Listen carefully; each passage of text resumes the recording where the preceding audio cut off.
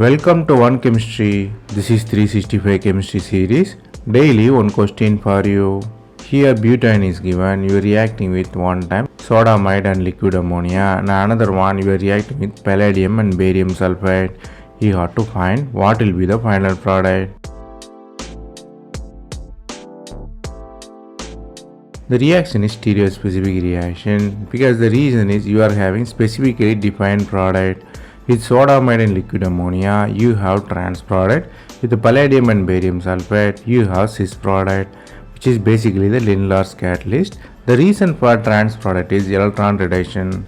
Electronic repulsion create the trans product. To prevent the reduction, the groups are attached on the opposite side on the reduction.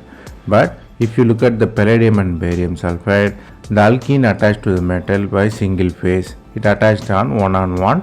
So the hydrogens are attached on same side. So you have cis product. Here the concept you have to learn from here is sodamide and liquid ammonia form trans product.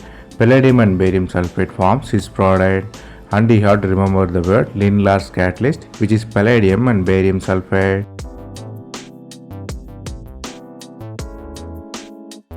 That's all from this video. Thanks for watching.